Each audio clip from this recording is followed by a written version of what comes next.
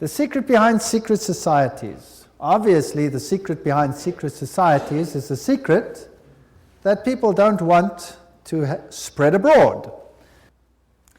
Revelation 17:4, and the woman was arrayed in purple and scarlet colors, and decked with gold and precious stones and pearls, having the golden cup in her hand, full of abominations and filthiness of her fornication.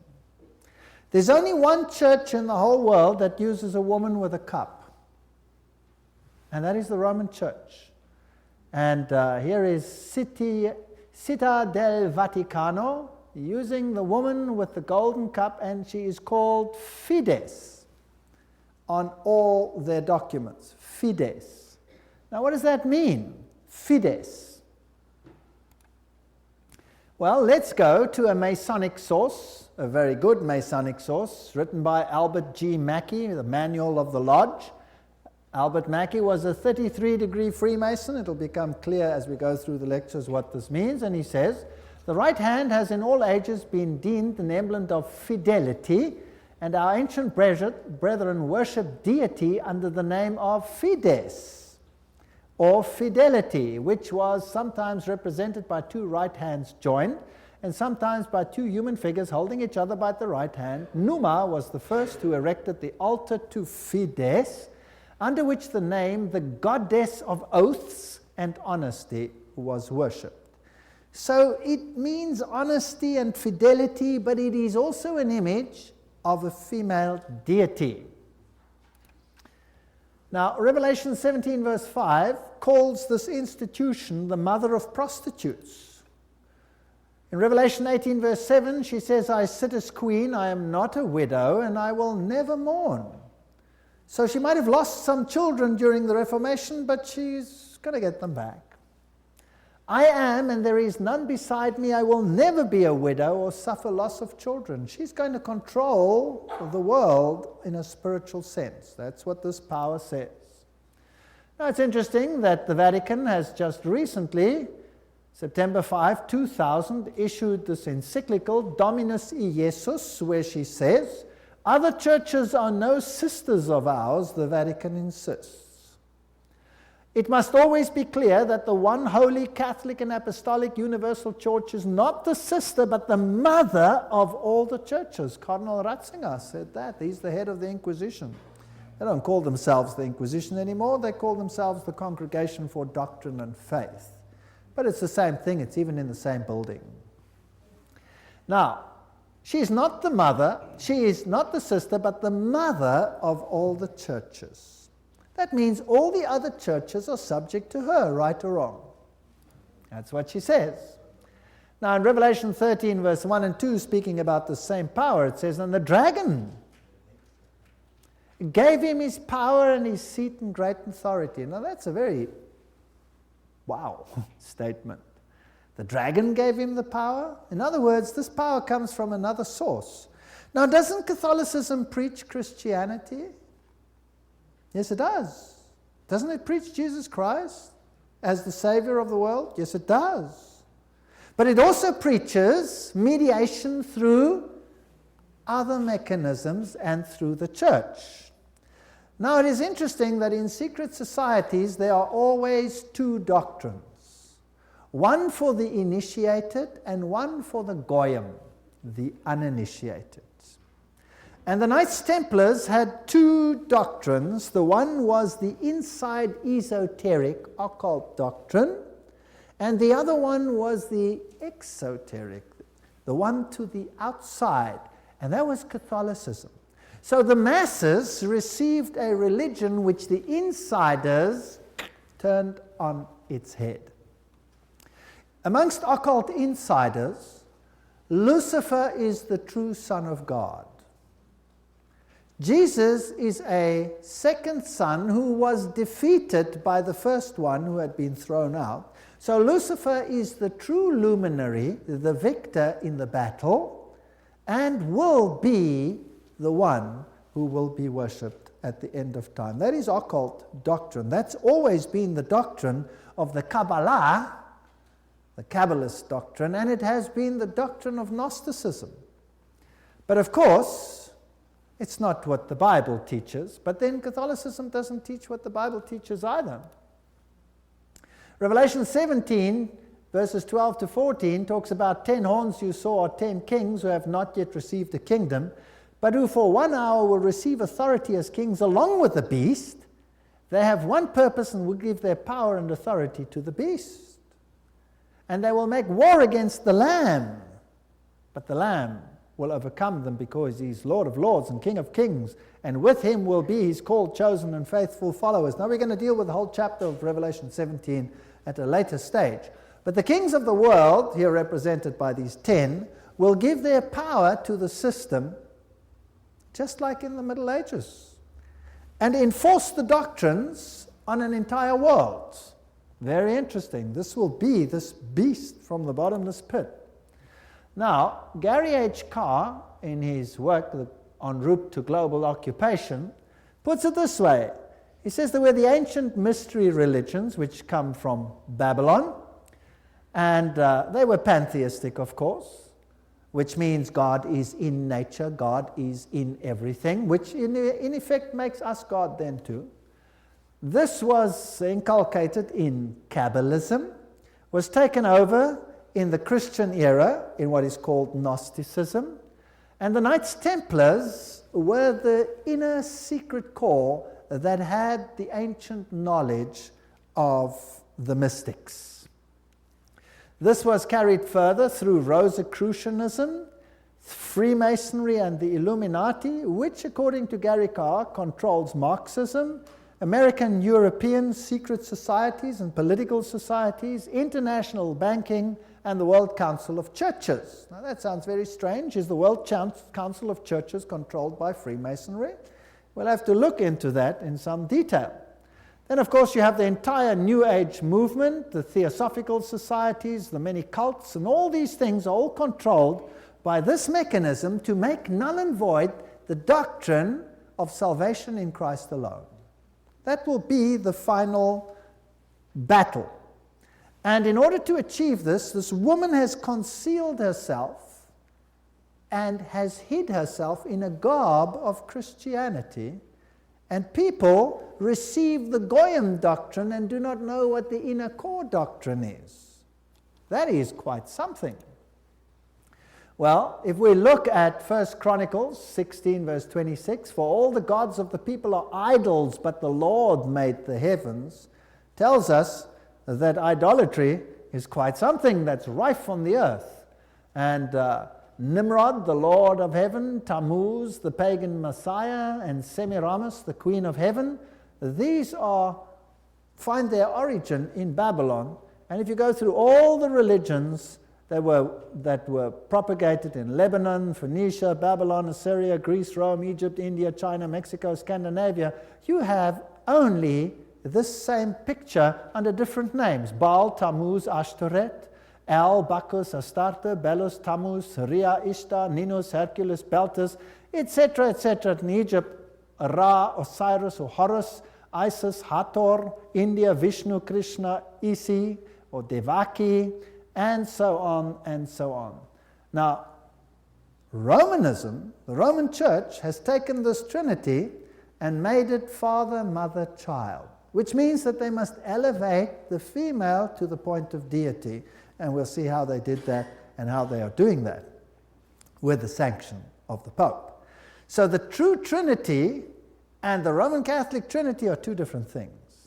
For the Goyim, it's Father, Son, and Holy Spirit. For the inner circle, it's Father, Mother, Child, which is none other than Baal, Tammuz, and Ashtoreth, if you want to take it back to those times.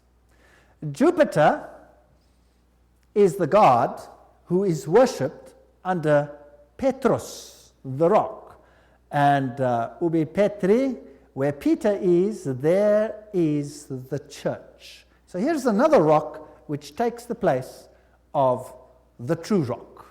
Christianity and the secret societies, we could just summarize it as follows. The old Babylonian religion gave rise to Kabbalism. Via the Essenes and others, Gnosticism came into existence, and Gnosticism was founded by Simon Magus. This comes from no other source than History de la Magie and by Eliphas Levi. Wow, that's a high Masonic source. So Gnosticism, founded by Simon Magus. Then this Gnosticism, with its secret doctrine, was eventually, over time, through many intermediary organizations, carried over to the Knights Templars. And the Knights Templars were a group of a Roman Catholic order, if you like, that were set over the temple site to protect it. And they had strong links to Islamic societies, the Ismailis, the Karmatites, the Fatimites, the Druzes, and the Assassins. And these are very, very interesting, and we'll be dealing with them when we talk about the Islamic connection, what the secret societies actually teach. Just like the Templars had two doctrines, one for the Goyim, the uninitiated, and one for the insiders, and the two diametrically opposed to each other, so the secret societies of Islam do exactly the same thing. But that's another lecture. Now the Templars, they had their secret inner information inculcated in the Rosicrucians and the Jesuits. The Jesuits, again, formed and created Freemasonry. And Freemasonry was created as the Protestant arm of the Roman Catholic Church. Unbeknown to them, beguiled, fooled, if you like, into doing the work that Rome wanted them to do, so that Rome could sit in the background while Freemasonry did it for them. And then it wasn't them, it was them. And it was mainly Protestants that were doing it, and not Rome. Very clever. Very, very clever indeed. So now let's have a look at these Knights Templars. Here are some of the representations.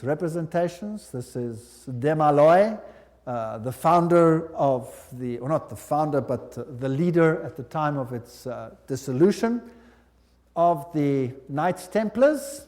This is what their dress looked like, if you like, and that is one of their symbols. It is a symbol that is used by many churches today. Did you know that? Many charismatic churches use that symbol. That's fascinating. And Jehovah's Witnesses use that symbol as well. We'll come to that in another lecture. Now let's have a look at what Nestor Webster, Secret Societies and Subversive Movements, has to say about the Templars. We're not going to read it all, but you can always, if you get the video, stop the quote. In the year 1118, 19 years after the First Crusade ended with the defeat of the Muslims, the capture of Antioch and Jerusalem, these groups were founded that were eventually established as the Templars, and they presented them with a house near the site of the Temple of Solomon, hence their name, Knights Templars. And they became very famous and a very powerful order which controlled all the finances, the financial world. They were the banking elite of the world, if you like. And then in the year 1128, the order was sanctioned by the Council of Troyes and by the Pope. It was a Roman Catholic order within the church. Now, some years later, October 13, 1307, this order was officially brought to an end by the King of France because it had come to light what they were doing, so it was said. The King of France, Philippe le Bel, had the Templars arrested, and the date was Friday the 13th, October 1307, and since that day, Friday the 13th is a day of bad luck for the entire world. And the charges brought against them were: the ceremony of initiation into the order was accomplished by insults to the cross and the denial of Christ and gross obscenities. Gross obscenities. There were all kinds of things reminiscent of Sodom that had to take place there. The adoration of an idol, which was said to be the image of the true God, and that was Baphomet, this symbol over here of the androgenic male-female deity. The omission of the words of the consecration of the Mass, the right that to lay chiefs amongst themselves, giving absolution, and authorization of unnatural vice. So they had to to curse the cross, trample upon Jesus, swear allegiance to Baphomet, and sanction this with unusual vice. That's a pretty serious crime in those days, so he was sentenced to death. But the order actually didn't disappear. The Pope was very reluctant to say that it was so. Masonic ritual includes references to the Knights Templars. For example, here, Secret Societies and Subnervous Movements says, several knights who had set forth the rescue of the holy places of Palestine from the Saracens formed an association under the name of Freemasons, thus indicating that their principal desire was the reconstruction of the Temple of Solomon. And you hear a lot about the reconstruction of the Temple of Solomon today, and the story of Israel and all those interesting things. Now let's go a little bit into some of the history. I'm taking you to this beautiful palace. Where do you think it is? It's in Jerusalem. And it's Notre Dame Vatican. And this is where the Pope has his representation in Jerusalem. It's a palace for a king. There's the Vatican flag flying outside. And there's even a whole lane where you have some interesting papal artifacts. Now in Jerusalem, I went to look up the site of the Knights. And here is the Knights Palace, the Latin Patriarchate. This is where the Knights Templars originally had a site, and the Knights of the Papacy now control this area. This is their symbol that they use. That is also the Knight's shield, which is used by many religions today. The Rema Church uses that symbol, for example. These are the eternal warriors. That is the symbol that they use. There they are they kiss the Pope or the Patriarch's ring. They are knighted just like knights, and they knight highly prominent bankers and individuals such as that. Inside this church, you have, of course, the statue of Jupiter as Peter. Notice that the foot is well kissed. And I didn't want to kiss the foot, so I just stood there. And it is a very important church because both Pope Paul VI and Pope John Paul II visited this church, which is, of course, highly symbolic, and there are the plaques. And the Latin Patriarch, the Knights Palace. If you go inside, there's this interesting altar. And as you look at the altar, you'll see certain figures over here. This one over here is very interesting. Let me get it a little bit closer. And what do you see? You see the double-headed eagle, which is also the symbol that is used in Freemasonry. So there it is on the altar of the Knights. And what is there on this side? Two swords held like a compass.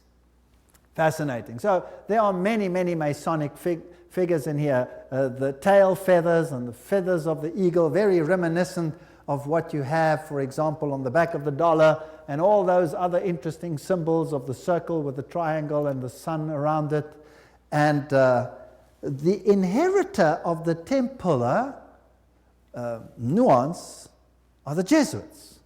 Now the Jesuits, of course, are the ones who behind the scenes control many things. They were founded on the 15th of August, 1534 by Ignatius Loyola and were sanctioned by the Pope on the 27th of September, 1540. So they were created, as it were, to stand against the Reformation. They were designed to destroy the Reformation. Loyola wanted the order to be champions of Catholic unity, and of course submission to Christ's vicar, the Pope, was absolutely essential. Here you have the institution of Loyola's organization by the Pope on this particular day, and there are some interesting analogies which we will find here. Here, for example, there is considerable analogy between Masonic and Jesuitic degrees. And the Jesuits also tread down the shoe and bear the knee because Ignatius Loyola thus presented himself at Rome and asked for the confirmation of the order. Now, who existed first? Freemasons or the Jesuits? The Jesuits existed first, of course. They were to obey as a corps, stay a cadaver. The reconstitutions repeat 500 times that one must see Christ in the person of the general, and even if God gave you a dog, you must obey him as though he were Jesus Christ himself. Loyola's statue in a Jesuit retreat, Loyola in vision, the Society of Jesus constituted in the Chapel Notre-Dame, Notre-Dame, 1534, now the Chapel of the Sacred Heart in Paris. Many, many occult incrustations. And this is the famous Jesuit oath that each Jesuit makes when he becomes a Jesuit. Now, it'll tell us something about the character of the Jesuits. There it says, I, and he fills in his name, in the presence of God and all the saints and all these things, swear that His Holiness the Pope is Christ's vice-regent and is the true and only head of the Catholic Universal Church, etc. It also says here that this power was given by the Savior, Jesus Christ. He has power to dispose heretical kings, princes, states, commonwealths, governments, all being illegal without his sacred confirmation, and that they may safely be destroyed. So a Jesuit swears that if a government is not subject to Rome, it can be what? Destroyed. I further declare that I will help and assist and advise all or any of His Holiness's agents wherever I shall be, and do my utmost to extirpate the heretical Protestant or liberal doctrines. Liberal doctrines are doctrines where you decide what you believe. You take the liberty of making your own choice rather than allowing the Pope to do it for you. And that will be destroyed, and all their pretended powers. And that it doesn't matter where you send me in the world, I will obey. And I promise that I will have no opinion of my own. I will obey like a corpse. And I will make war, secretly or openly, against all heretics, Protestants, and liberals, as I am directed to do, to extirpate and exterminate them from the face of the whole earth.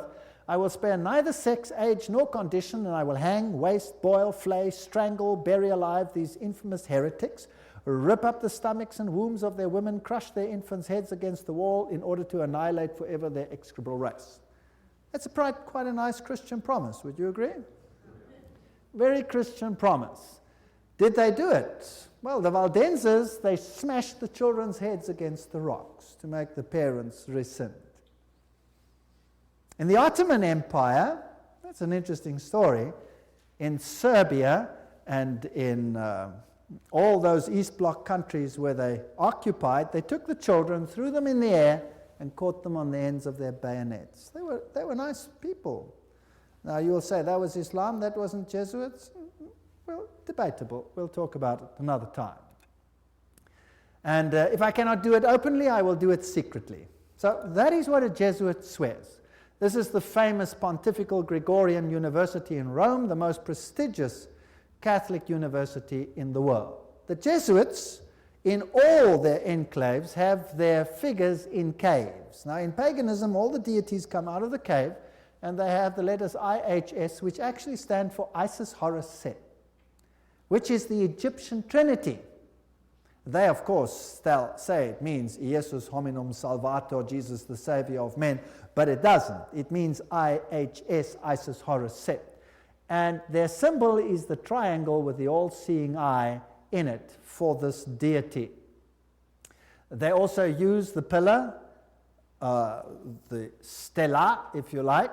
They have the symbol of the triangle with the eye in a circle, which is also the symbol used in the New Age movement. And we saw that Gary Carr says that Freemasonry controls the New Age movement and the Jesuits control the Freemasonry, or created it. This is the University of the Jesuits in Prague. On top of it, they have Atlas, not Jesus Christ. If you go to a more modern Jesuit enclave, like this one in Germany, I visited this. I'm quite cheeky sometimes. There I am. And took a picture, and inside they have this picture of Christ. This is not Christ. This is Atlas, holding the world on top of his shoulders, disguised. They have these symbols up against the wall. There, this symbol is the symbol of Hermes.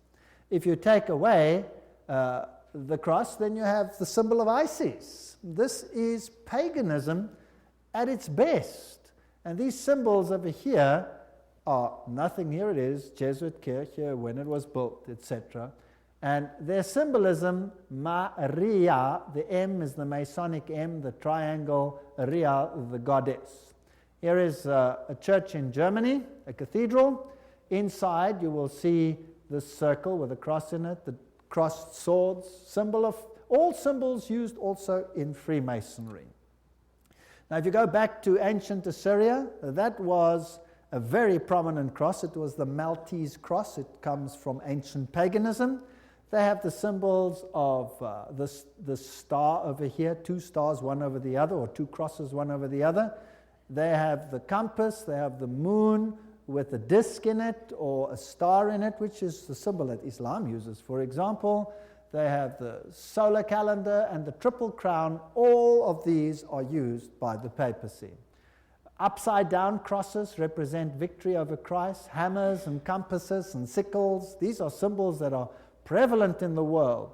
There's Jesus standing above the skull and crossbones, which is a symbol of Jupiter, the god Jupiter, who is a symbol, of course, who is Lucifer. Upside down crosses again. This is a very important cathedral in Europe, in Germany, where all the political leaders come together. If you go there, you will have Janus, the 2-headed one. And then you have the statue so-called of David. But of course it isn't David, it is the god Pan, because he has a pan flute in his hand, and David didn't play a pan flute. So I went to look for the dark side of Pan, because there's a light side and a dark side, and I found him. There he is, the hoofed one in the same cathedral. So they hide their occult symbolism. If you enter into the hallway, you find this over here. This is the god Anubis. It's got nothing to do with Christianity. There you have him as well, plus you have the phoenix rising from the ashes, plus you have the symbol of Jupiter, and a whole host of other symbols over there. And in their side chapel, you have all the signs of the zodiac serving the various deities like Mars and Aquarius, etc. And the doorknob is a yin-yang. This has nothing to do with Christianity. They use the symbol of the compass and Jupiter and the PX symbol over there, which you will find in virtually every single Christian denomination upon the face of the earth. The phoenix rising from the ashes, the peacock, all symbols of Lucifer. Here you have the PX with a circle with a dot in it, and you say to yourself, but isn't that a symbol of Christianity? No, this is a symbol of Horus. This has got nothing to do with Christianity. They use pine cones. Let's ask Albert Mackey, 33-degree Freemason, to tell us what the symbol means. The point within the circle is an interesting and important symbol in Freemasonry. The symbol is really a beautiful but somewhat abstruse allusion to the old sun worship, and introduces us for the first time to that modification of it among the ancients, the worship of the phallus. So it's a pretty filthy symbol at that. It deals with male organs. Wow. So that comes from the horse's mouth. So that's what it means. Now what's the PX mean? Let's go to the best Masonic source in the world, Morals and Dogma, page 292. And in case you don't believe me, I photocopied it so that you can see it. There you can see the symbol. Can you see that? It is the staff of Osiris. On the medal of Constantinople, in hoc signat eris, whatever the inscriptions. And then some other interesting things. So this is the staff of Osiris. And then it goes through the mystic Tau and the crosses and the stars of David. And then he uses this one as well. Interesting symbol. He says the vestment of the priest of Horus were covered with these crosses. That's a Maltese cross. Remember that I showed it to you on the Assyrian king? Now, who wears that on his vestments? Well, let's have a look. Oops, there it is. Who's wearing it? The Pope is wearing it. So what is he? He must be the priest of Horus. So to the outside world, it seems like Christianity, but to the inner circle, it's occultism. On the floor of the cathedral in London, you have the tricolour, which is the triple yin-yang. And what does that mean? Well, let's go and ask the sources themselves. Celtic version of the yin-yang. That's what it is. The tricolour, the sea, good luck, cauldron, Celtic goddess, the goddess of wisdom and witchcraft. Who was enthroned in the French Revolution? Goddess of reason. witchcraft, reason, all these things, same deity. On the floor of the same cathedral, you find the mystic Tau. What does the Tau represent? Let's ask another Mason, Ward. He says it's the symbol of the male creative side of the deity, sign language of the mysteries. So again, it has a sexual connotation. What's it doing on the floor of a cathedral? So the Jesuits are the heirs of the occult religion, and they control the world through their agencies. They stand in the background, create sub-organizations, and everybody thinks they are not active. Let's ask them themselves what they believe. Here is the history of the generals of the Society of Jesus. These are all the generals, starting with Ignatius Loyola. They're all listed down there. We don't have to go through them all the way through to the present one that rules now, whose name is Peter Hans Kolvenbach. Nice German name. It's interesting that the Germans are very prominent in this. Peter Hans Kolvenbach is the head of the Jesuits. Cardinal Ratzinger, another German, is the head of the Inquisition. They seem to be pretty much in control. What does he look like? There he is, Peter Hans Kolvenbach. You're looking probably at one of the mightiest men on the earth today, if not the mightiest. He's the Black Pope. Here you have the cave of Loyola. Here you have George W. Bush and the Pope in audience with each other. And they don't do anything by chance. They just happen to do this exactly under that picture I showed you, where Loyola receives his commission from the Pope. Now, the ceremony of induction and the extreme oath of the Jesuits, Library of Congress, catalog card, there it is.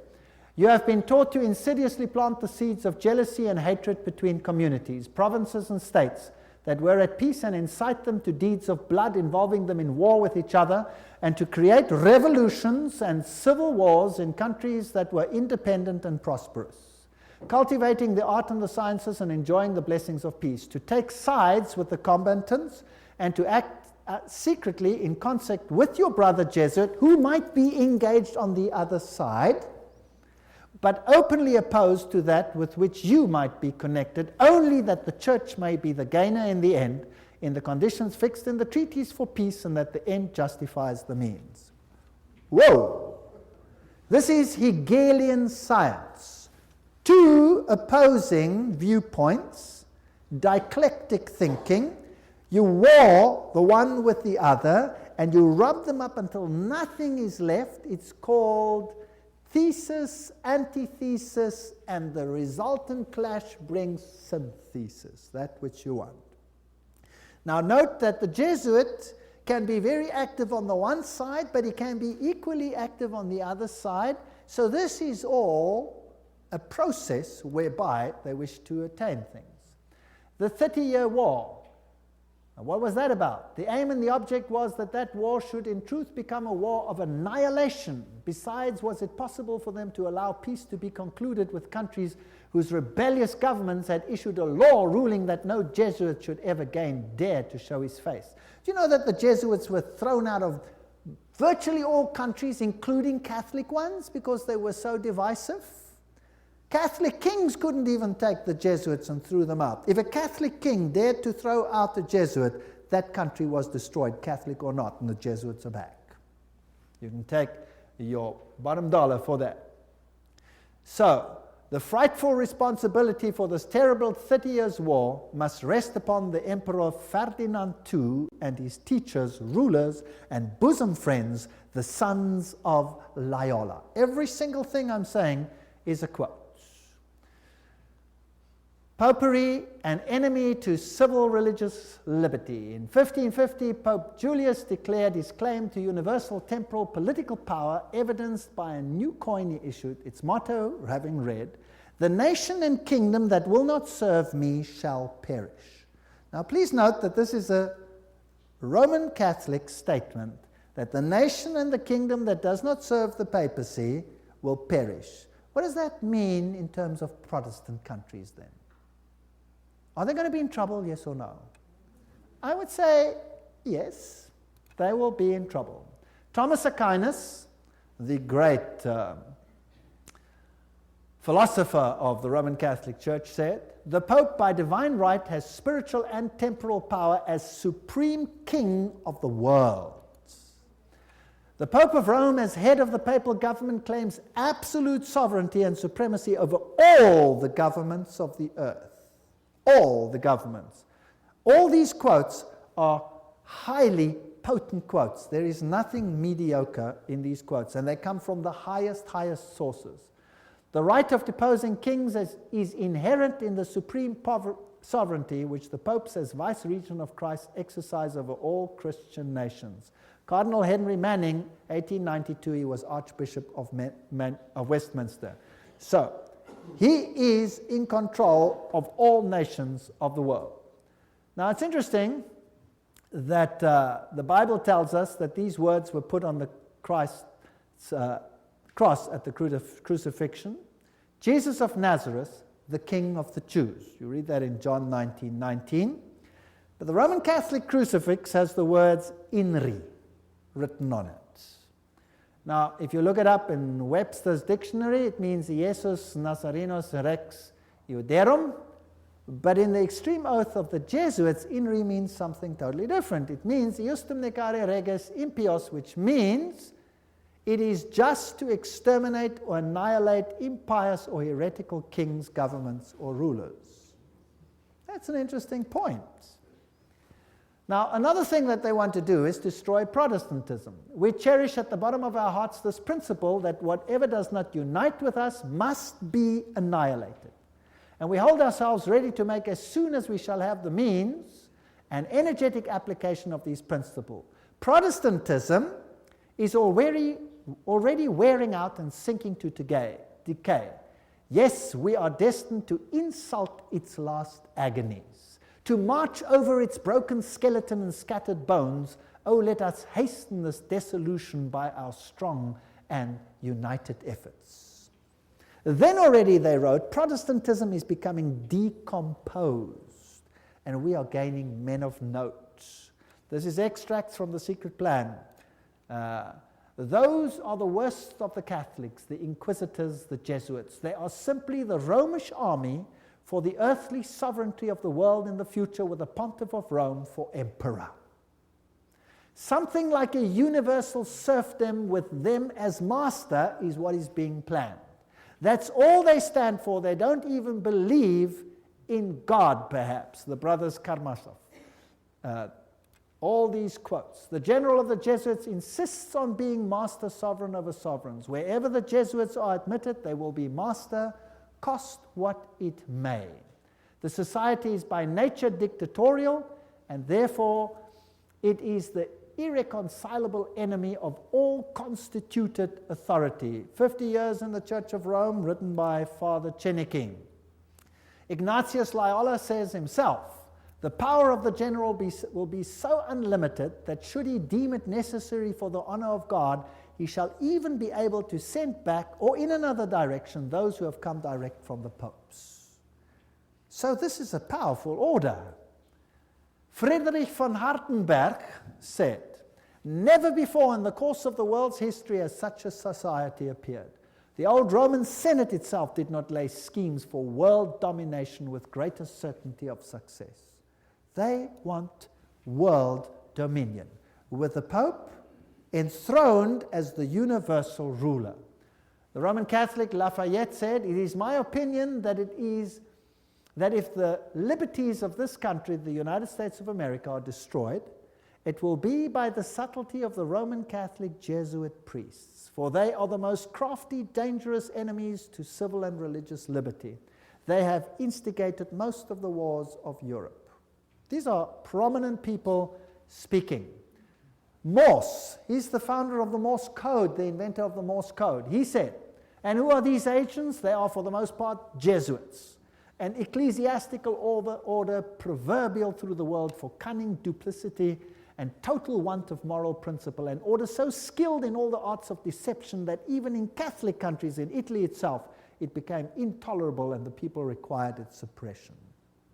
That's another prominent man. Archduke Maximal Francis said, They have so constantly mixed themselves up in the court and state intrigues that they must in justice be reproached with striving after universal dominion. And we could go on and on and on. This is a very interesting one. This is Michelangelo Tamburni, 1720. This is the Jesuit of the general of the Jesuits, the general speaking to the Duke of Brancas, and he said the following: "See, my lord, from this room I govern not only Paris but China. Not only China but the whole world without anyone knowing how 'tis managed." Interesting. This is what the Jesuits themselves had to say. The Pope's confessor has to be a Jesuit. And the Pope himself has to come to a Jesuit to confess. The Vatican Empire, everything I say is a quote. This here is Jean-Baptiste Janssen. He ruled from 1946 to 1964, and he looks like a charming gentleman, very cheerful. But nevertheless, you can see that this photograph was taken from the Saturday Evening Post, 1959, and this is what he is in command of. And now we will want to deal with these issues in the next session. He controls the following secret societies: the Sovereign Military Order of Malta. So he is in control of the Knights of Malta. The Scottish Rite Shrine of Freemasonry, the Order of the Illuminati, the Knights of Columbus, the Knights of the Ku Klux Klan, B'nai B'rith, the Nation of Islam and its private army called the Fruit of Islam, the Mafia Commission, Opus Dei, along with a host of lesser brotherhoods. So each one of those secret societies is controlled by the Jesuits. Persecution of the Catholic Church in Germany has been directed only against those elements which did not entirely submit to the ever-increasing centralization of authority in church and state. So sometimes it looks as if even the Catholics are suffering, but only those Catholic groups that are not totally submissive to this system will be subjugated. Some Catholic orders were actually opposed to the Jesuits. They were killed, they were wiped out. In the French Revolution, the Dominicans had taken over the Inquisition from the Jesuits. Boom, they were zapped. And the Jesuits took it back. Its objective was, and is still, to destroy the effects of the Reformation and to re-establish the Holy Roman Empire of the German nation. A greater Germany, in other words, must be made again the center of a revived Holy Roman Empire. Leo H. Lehman, 1942, an American historian, said that. Isn't it fascinating that the Russian president, or a Russian president, let me put it that way, and many political leaders have given the assurance that Germany will once again play a greater role in the new Europe today? Isn't it also fascinating that it was a Jesuit priest, Father Stempfler, and not Hitler, who wrote Mein Kampf? In fact, you can read it on Mein Kampf itself. Now, the SS used this symbol of the skull and crossbones. What was that a symbol of? Do you remember? It was the symbol of Jupiter, the god Jupiter, the god of death. It's also the symbol of Osiris, who was the god of death. Anubis is just another form of Osiris. He is the god of death. He's the god of the dead. But Jesus says, I am the God of the living. I am not the God of the dead. I'd rather serve the God of the living. The SS was organized by Himmler according to Jesuit order principles. The rules of service, spiritual exercises prescribed by Ignatius Loyola constituted a model which Himmler strove carefully to copy. Absolute obedience was the supreme rule. Every order had to be executed without comment. Every single statement is being read from a reputable source. Again, in that wonderful book, The Great Controversy, we get an idea of the Jesuits. Throughout Christendom, Protestantism was menaced by formidable foes. The first triumphs of the Reformation passed, Rome summoned new forces hoping to accomplish its destruction. At this time, the order of the Jesuits was created. Notice what this quote says. The most cruel, unscrupulous, and powerful of all the champions of popery. Cut off from every earthly tie and human interest, dead to the claims of natural affection, reason, and conscience, wholly silenced, they knew no rule, no tie, but that to their order, and no duty but to extend its power. We don't have to read the whole quote. But they made it their business to destroy Protestantism. The Jesuit order, therefore, stands before us as the embodiment of a system which aims at temporal political domination, and that over the whole world. You will say to me, surely China will not be subject? Well, we already read a quote by the Jesuit general himself where he says he controls China. Who controls communism? The Jesuits created it, and therefore they controlled it. They practiced it in their South American examples where they practiced it before they instituted it. Very interesting. This is Count von Hernsbruch, 1911, German noble and ex-Jesuit, who says this very thing. At what then do the Jesuits aim? According to them, they seek the greater glory of God, but if you examine the facts, you will find they aim at universal dominion alone. It is they who rule the world. One quote after the other. Moreover, the Pope has thousands of secret agents worldwide.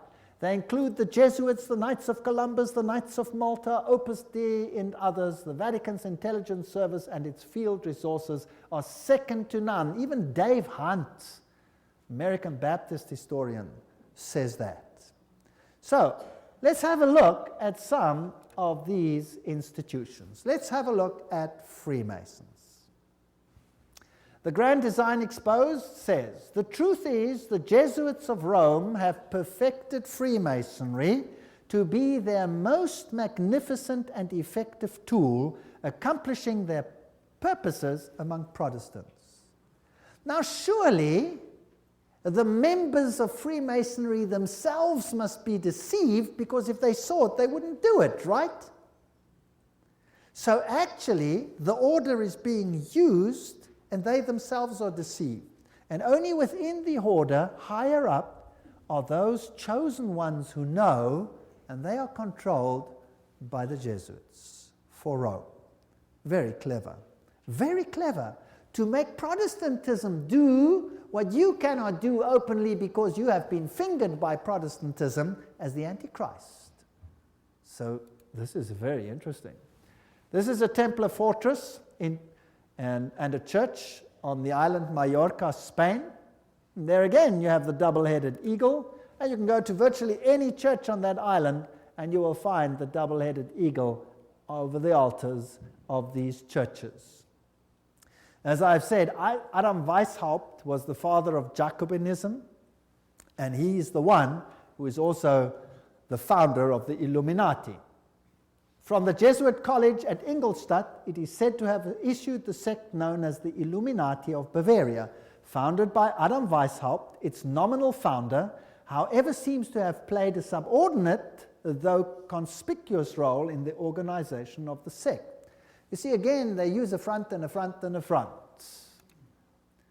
Now, here are two Jesuit generals. This one over here is General Ricci, and this is General Ledochowski.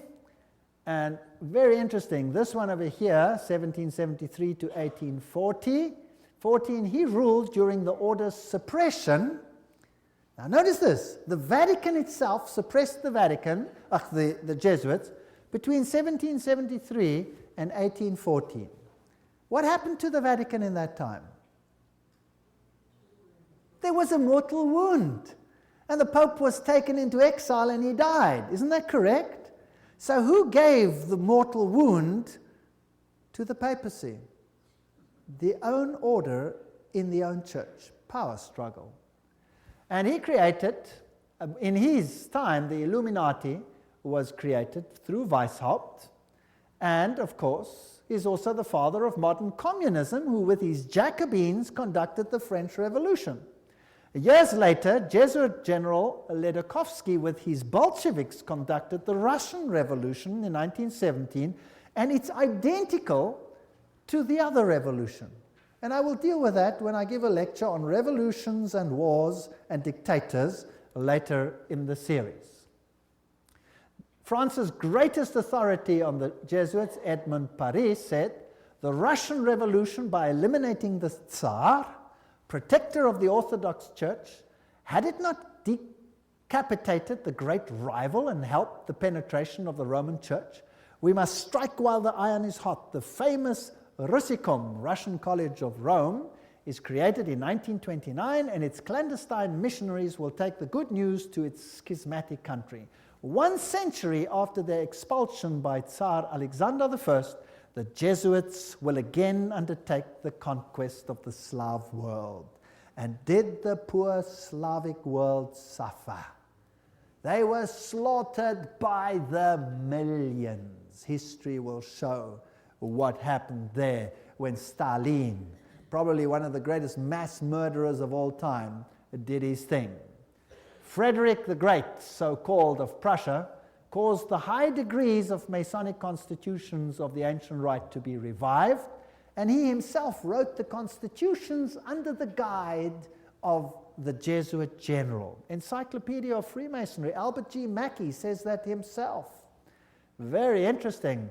And now notice this. This is a source that's unbelievable. This is Isis Unveiled by Blavatsky herself, the author of Secret Doctrine.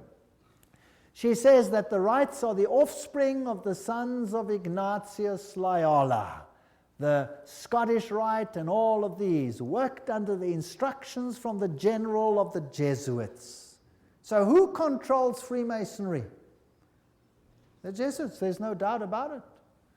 Here, we have confirmed the induction of the Knights Templar Mason into the councils of the said order of knighthood, and hoping in confiding that he will ever be so demean himself as to conduct to the glory of IHS, the most holy and almighty God, and to the honor of the mark we do recommend. There's a ritual in Freemasonry which is totally Jesuit. So the Jesuits control Freemasonry. Here's a Freemason temple, if you like. It's in Oklahoma. There is IHS. This is a Freemason temple. It's a lodge. There is IHS in it.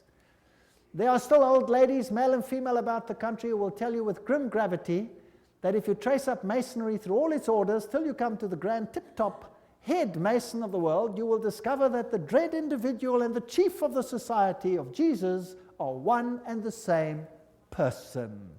James Patron, American historian. There are many that say these things. Knights of Malta. The Freemasons are in the foreground, while the Jesuits and the Knights of Malta are in the background. The Jesuits control even the Knights of Malta. Now, who are they? Well, they are headquartered in Rome, these knights. They used to be on an island, but besides that, they used to be a military order. They are still a military order. They are knights. They control the banking of the world, the industry of military complexes of the world. They oversee Chase Manhattan Bank with all its branches. They rule all the intelligence communities, the KGB, the CIA, and all of these things to restore the Dark Ages. Everything I'm saying is a quote. I'm saying nothing. Don't accuse me of saying anything. I'm just reading. Who are they? Well, here's the head of the Knights of Malta at the moment in America. Well, he's dead now. This is Francis Joseph Cardinal Spellman, Cardinals of New York.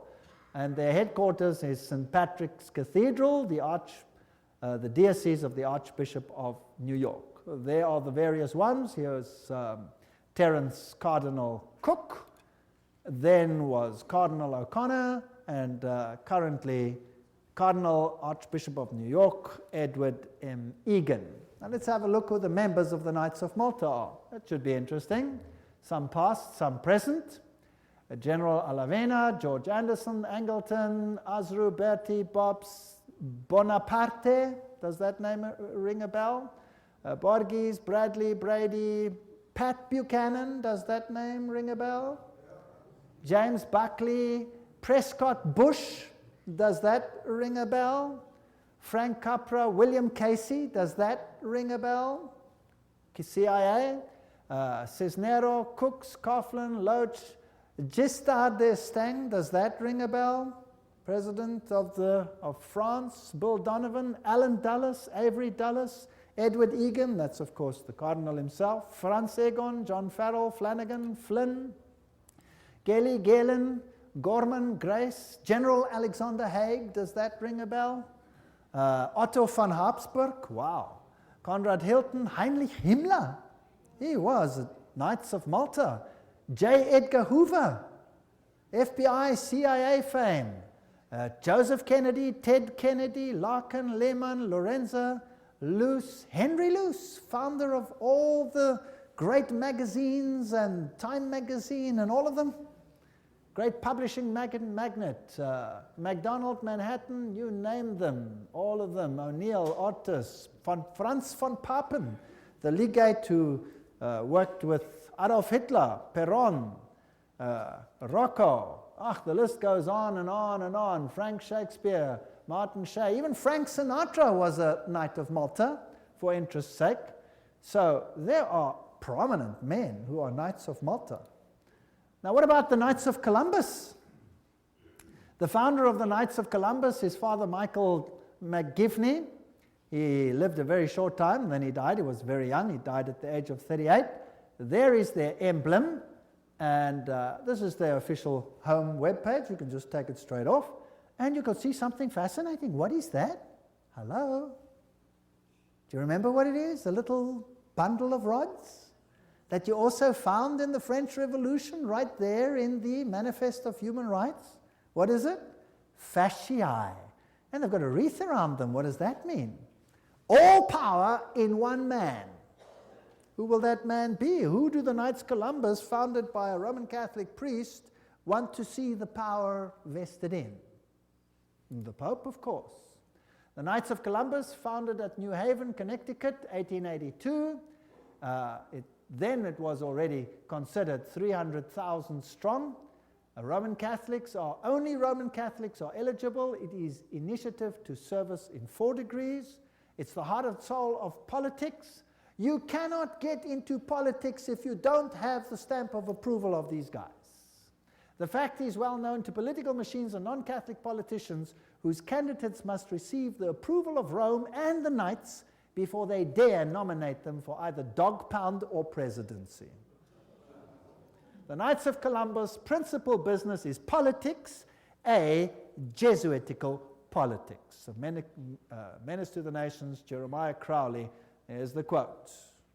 These are serious accusations. There they are, with their fasciae, which will become clearer as we go on, and we can see where we are heading. For today, Rome considers listen to this. Today, Rome considers the fascist regime the nearest to its dogmas and interests. We have not merely the Reverend Jesuit Father Coughlin praising Mussolini's Italy as a Christian democracy, but their official magazine, which is Civiltà Cattolica, this is the official Jesuit magazine, says, this is the house organ of the Jesuits, says, fascism is the regime that corresponds most closely to the concepts of the Church of Rome. This is scary. Have you noticed lately that there is more and more control? Have you noticed some of these things?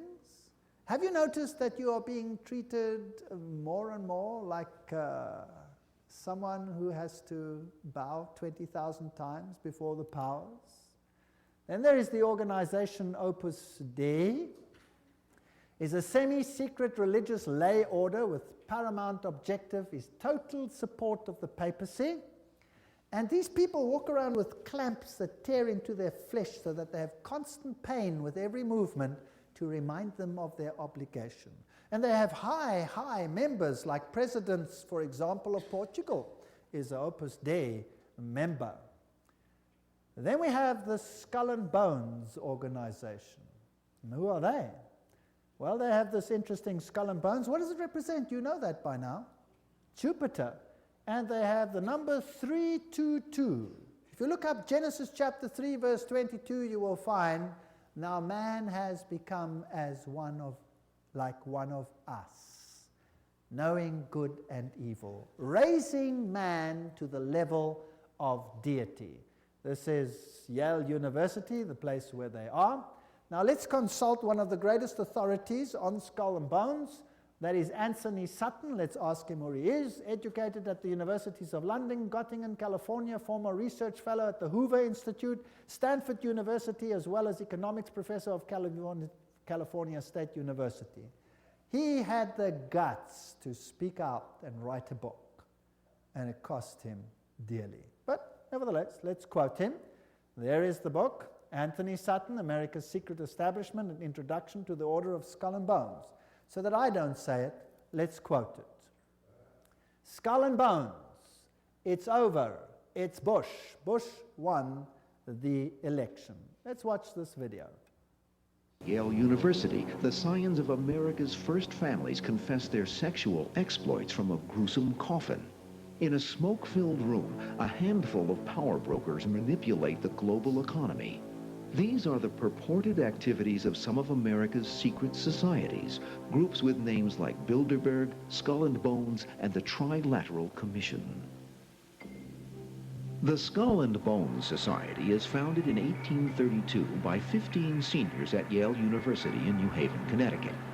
They establish a secret society with rules and rituals that remain unchanged to this day. The Skull and Bones initiation ceremony is said to be held in April in the tomb's basement.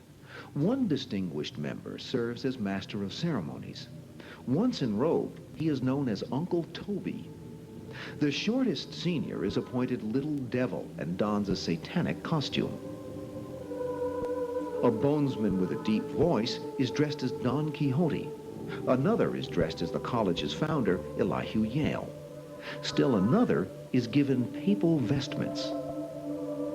It would all be funny if it weren't for the fact that among the former bonesmen are 3 presidents: William Howard Taft, George Bush, George W. Bush, numerous senators and ambassadors, industrialists like William Whitney, CIA agents, State Department officials, and publishing magnate Henry Luce.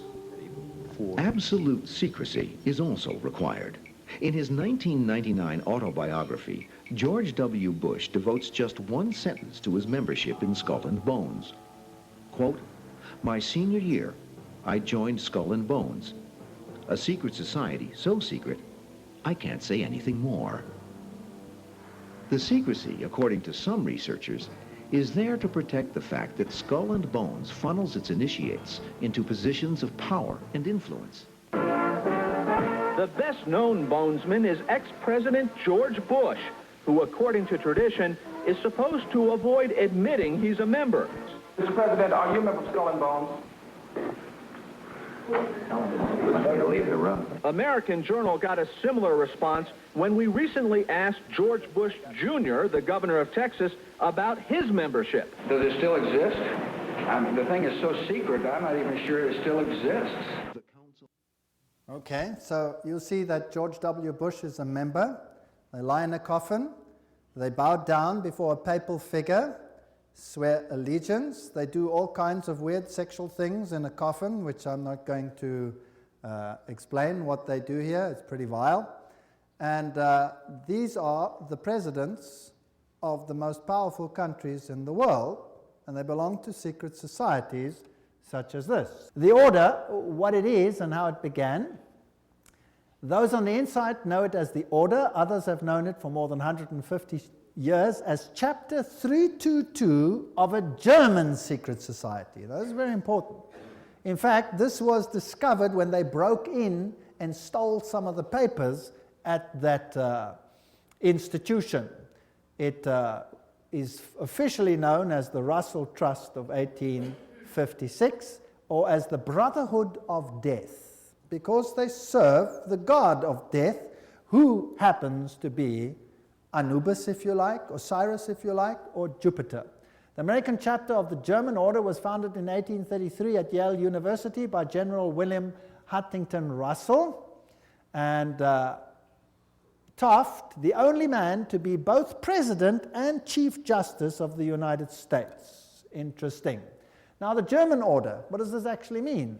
The Illuminati had its origin at the University of Ingolstadt, and recruits were from the student Inkorps. Of course, they had to be students with high connections, sons of very high insiders.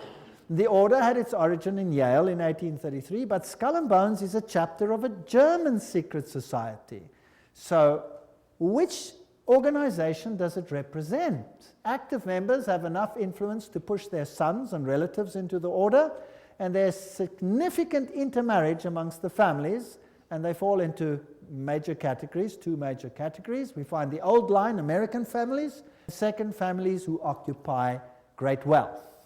When he's initiated into the order, he says, tonight he will die to the world and be born again into the order, as he will henceforth refer to it. The order is a world unto itself, in which he will have a new name, and 14 new blood brothers also with new names. Now there's also a British chapter which was established at Oxford University and All Souls College, and the British element is called the Group.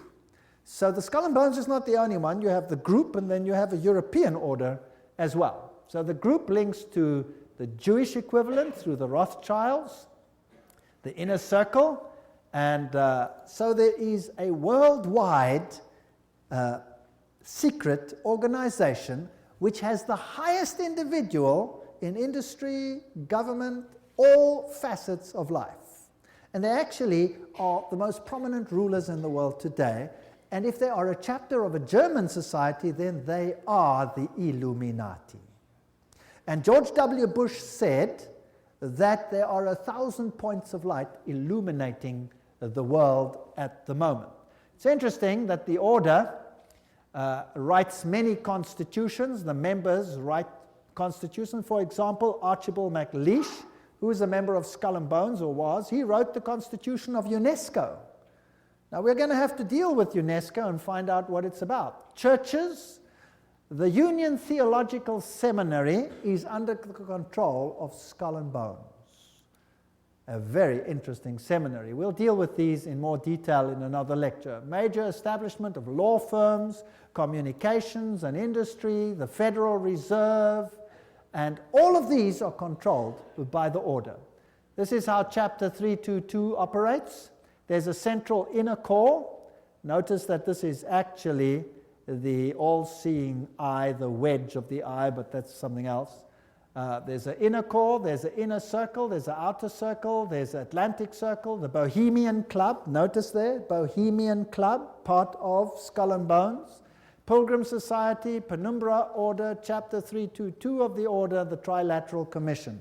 That's how it's put together.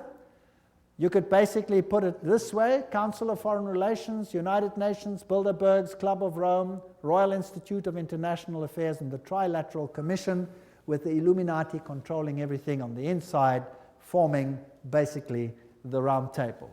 Now you saw that the Bohemian Club is part and parcel of the issue. Now what is this Bohemian Club? Well, here's the Bohemian Grove. The August 2, 1982 edition of Newsweek reported, this is just another quote, the world's most prestigious summer camp, the Bohemian Grove, is now in session 75 miles north of San Francisco. It's in a forest. It's a fortress. But strangely, even fortresses can be breached, and one enterprising journalist managed to sneak in. The fiercely guarded 2,000-acre retreat is the country's extension of San Francisco's all-male, ultra-exclusive Bohemian Club, to which every Republican president since Herbert Hoover have belonged. This is just a quote. This is the Bohemian Grove ceremony, which was photographed or videotaped very darkly, of course, very secretly, by one journalist, which caused a major furor. Now you can see very little in this light, so I'll explain to you what's happening there. In this forest, the men appear naked. Naked. They have to walk around naked. In fact, some members have left the society because they're tired of walking around naked. Now imagine every president of the United States has been a member of the Bohemian Grove. And just imagine. The priests are dressed in vestments, papal vestments, and they pay homage to an owl because the owl sees in darkness. It has illumination. There are other rituals which I do not want to talk about that happen between all these naked men. And if you read your Bibles, you will find that those who worshipped in the groves were called the perverted ones.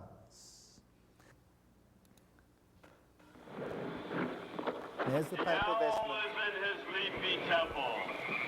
Let all within the grove be reverent before him. Lift up your heads, O ye trees, and be ye lifted up, ye everlasting spires. For behold, here is Bohemia's shrine, and holy are the pillars of this house. There's the owl.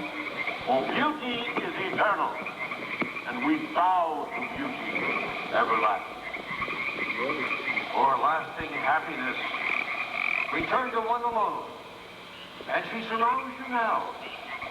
Great nature, refuge of the weary heart. We bow to one alone, great nature. She is ever faithful.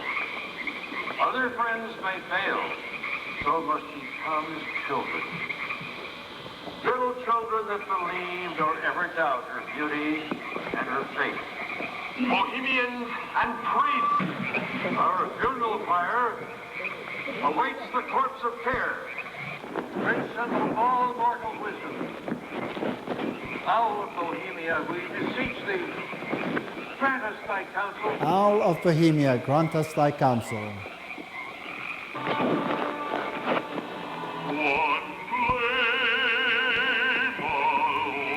Well, that's just a part of the ritual, which shows that it is nature worship. It is condemned in the Bible, and yet, who are the members? Let's continue. This is an article in Mother Jones, August 1981, volume 6, page 28, and reports who the prominent members were. For example, George P. Schultz, Stephen Batchelor, Gerald Ford, Henry Kissinger, William Buckley. Can you imagine them all walking around naked, worshipping a stupid owl? I mean, that's so pathetic.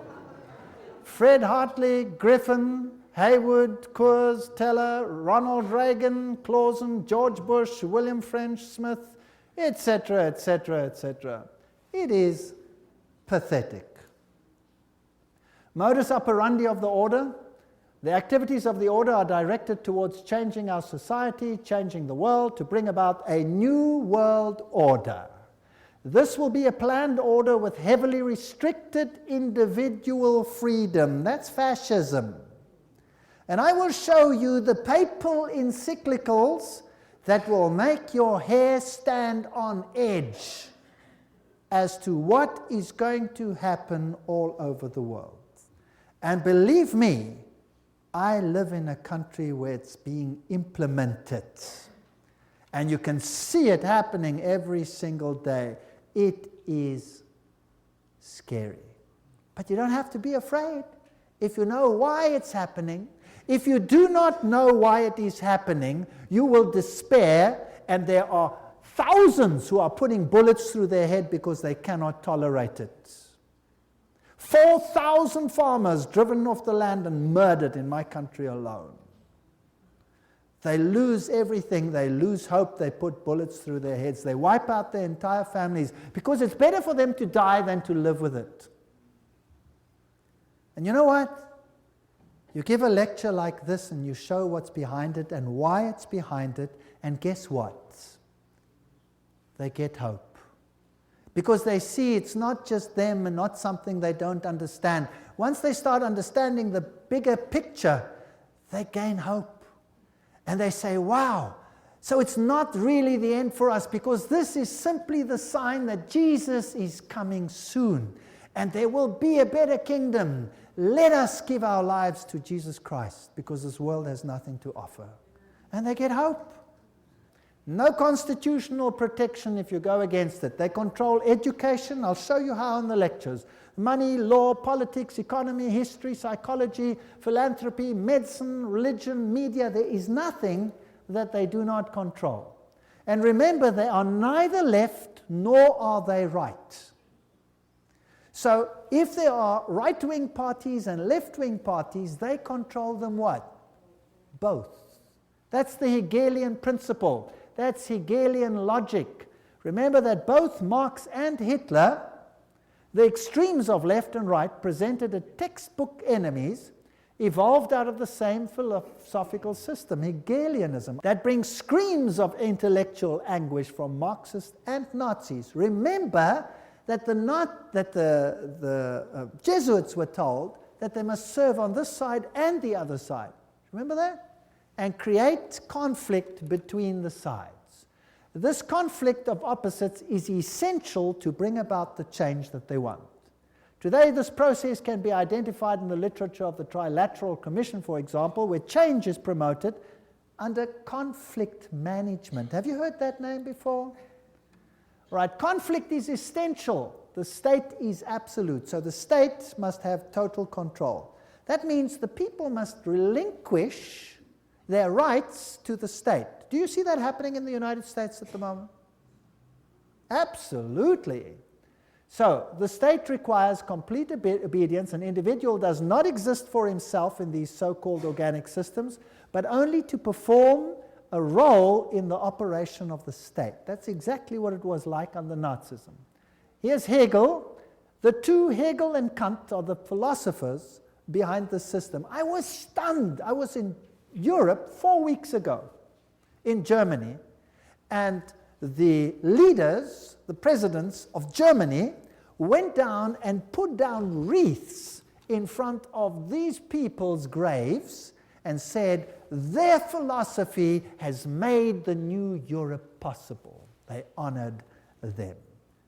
What a terrible, I would almost say satanic, well, why not just say it, philosophy.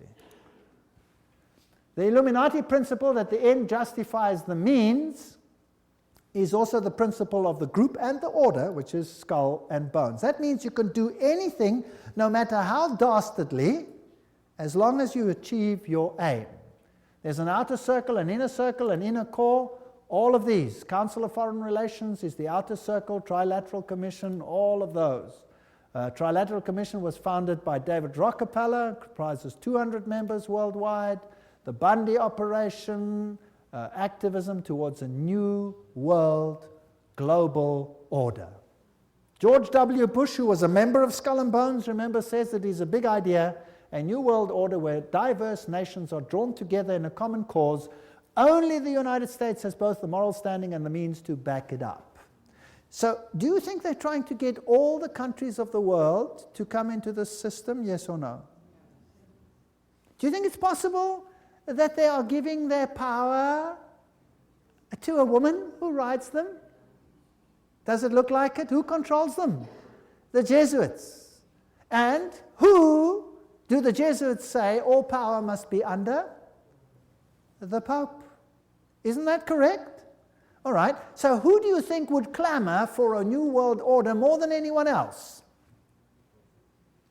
Maybe the Pope. Wouldn't that be interesting? Well, here he is, new international order urged for the sake of peace. When? January 3, 2004. His whole New Year's speech was dedicated to asking for the implementation of the New World Order. Vatican City, January 1, 2004.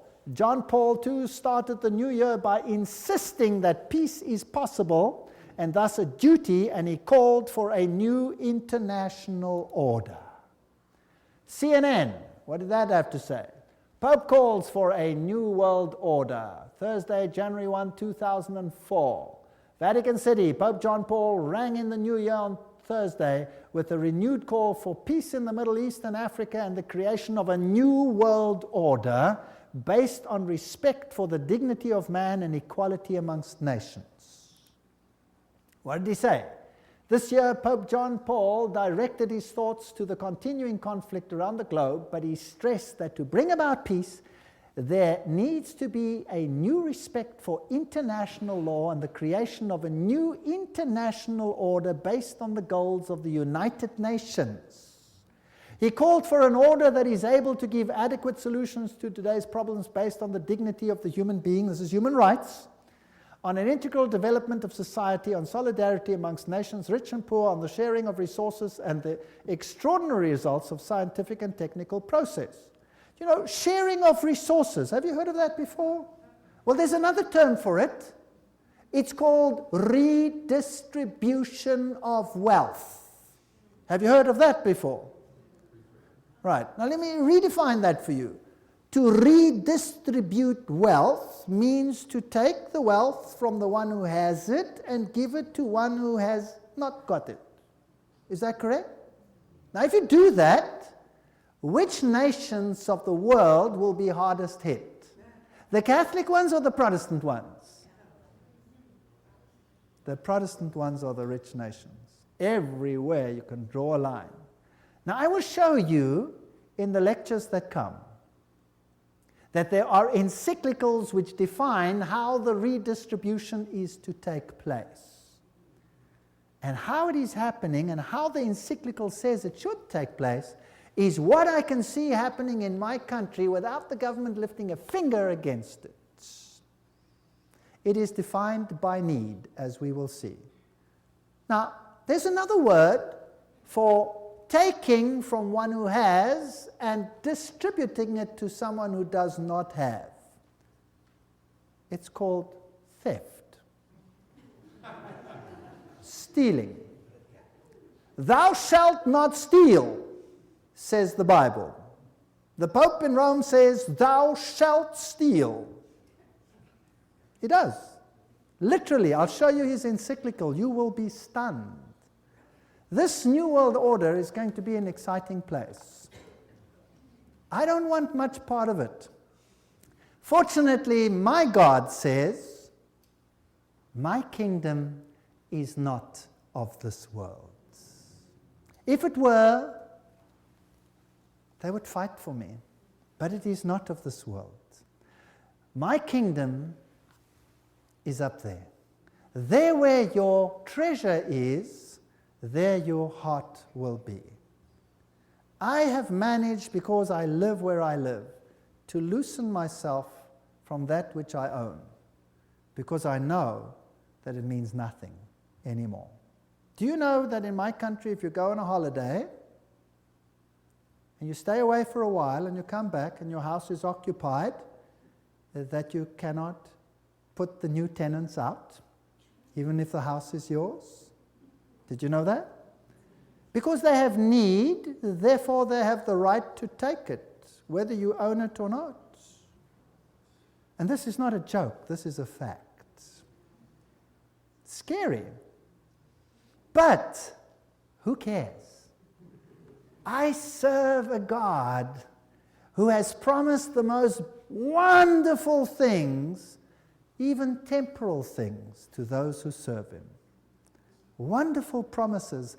I go to prepare a place for you, and I will come again to take you where I am also.